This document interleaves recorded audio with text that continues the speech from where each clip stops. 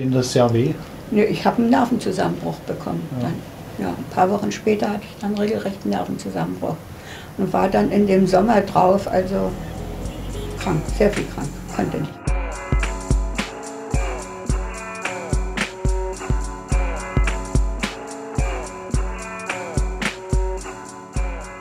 In Jena.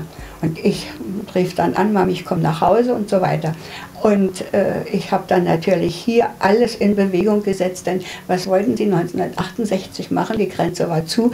Und sie mussten ja sehen, dass sie hier wieder einen Fuß auf die Erde bekommen. Nicht? Irgendwie musste es ja weitergehen. Und da habe ich dann hier durch Beziehungen von mir eben alles Mögliche getan, dass er erstmal, dass das hier also erstmal geklärt wurde, dass er hier wirklich Genehmigungen hatte, die reinzulassen oder aufzunehmen als Freund.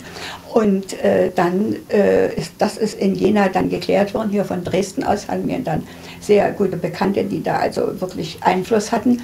Die haben das dann in Jena geklärt und er kam nach Jena zurück. Er durfte dann, durfte dann weiter studieren. Aber das Einzige, was er eben nicht durfte, das war der Rosenkeller, den er dort mitbetrieben hat, so ein Studentenkeller wie hier in Dresden der Bär. Und da hat man ihm gesagt, das darf er nicht mehr machen. Und nach einem halben Jahr, nach dem Semester, dann haben sie alle wieder gesagt, er soll es machen, weil er es sehr gut gemacht hatte. So. Und dann hat er eben danach, hat er in Berlin eine Anstellung bekommen nach dem Studium und war in Berlin. Und ja, dort war er bei einer, wie hieß denn das gleich hier, Metallurgie, VEB Metallurgiehandel. Das war die höchste Stelle von der Verwaltung für eben Metallurgie und sowas alles. Und da ist er auch immer eingesetzt worden, weil er eben, wenn Ausländer kamen, Italiener kamen, er sprach eben sehr gut Englisch, erzählte ich ja schon nicht, hatte ein sehr gutes Auftreten und so weiter. Und da war er halt dann auch eingefragt. Naja, aber er hat dann selber gemerkt, und das geht dann nachher aus den Stasi-Akten, er ist vom ersten Tag an dort beschattet worden. Ja, und dann war es halt so, dass er unterschreiben sollte, dass er mit niemandem im Westen, in kapitalistischen Ländern eben Kontakt haben darf. Und das hat er abgelehnt. Das hat er nicht unterschrieben. Und da hat man dann eben gesagt, das ist ein Entlassungsgrund. Und mein Sohn natürlich hat gesagt, das steht ja noch nicht in seinen Arbeitspapieren drin, in seinem Arbeitsvertrag. Das konnte aber die DDR nachträglich hineinschreiben. Und dann hat man ihm gesagt, wenn Sie das nicht unterschreiben, dann ist das eben, müssen Sie sehen, dass Sie vielleicht als Straßenfeger oder als Müllmann kommen können. Ja, und das war für natürlich der Anlass, dann die DDR zu verlassen. Hat er einen Ausreiseantrag gestellt? Nein, oder? er hat keinen Ausreiseantrag gestellt. Der hat sich dann gekümmert, dass er irgendwie Kontakte bekam.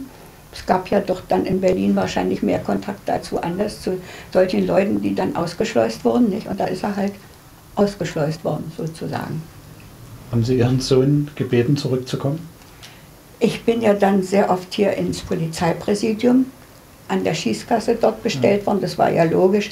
Das Erste, was man gesagt hat, ich müsste sämtliche Post oder Anrufe oder was so eben geben, müsste ich sofort zurückgeben. Aber bevor ich dort anrufen konnte und sagen konnte, die erste Karte ist gekommen, da haben die das schon gewusst. Das war ja alles logisch, war mir auch alles klar.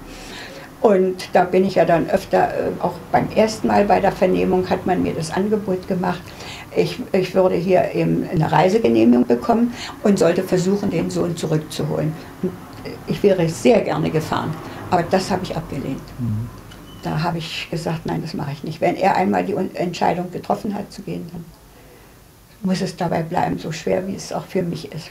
Also Ihr Kopf hat sozusagen über Ihr... Ja, über mein Herz entschieden. Ja, ja, genau. Das ist eine sehr kraftvolle Entscheidung. Musste so, aber es war auch besser so, ja. Ja. Ja. Das wäre hier nicht gegangen noch. Man hätte ihn vielleicht in dasselbe Fahrwasser gebracht wie sein Vater und das...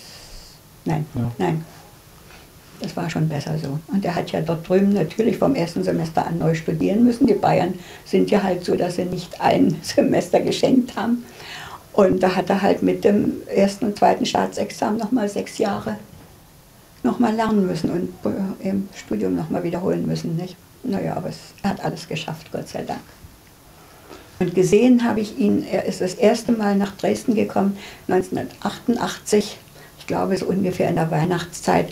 Und zwar hatte er da sich erkundigt, dass wenn man hier in ein Interhotel fährt, dass dann der Reisepass vom Interhotel an die Grenze geschickt wird, die Einreise. Ja. Er brauchte also keine Einreisegenehmigung von hier, von Dresden, die hätte ich sowieso nicht bekommen. Ich hatte es ja schon mal probiert, hätte ich nicht bekommen.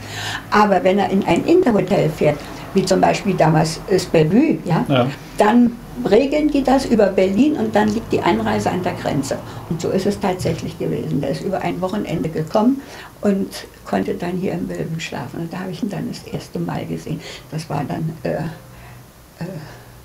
Moment mal, 83 bin ich Rentnerin. Nee, das war dann so 82, ein Jahr bevor ich Rentnerin wurde ungefähr.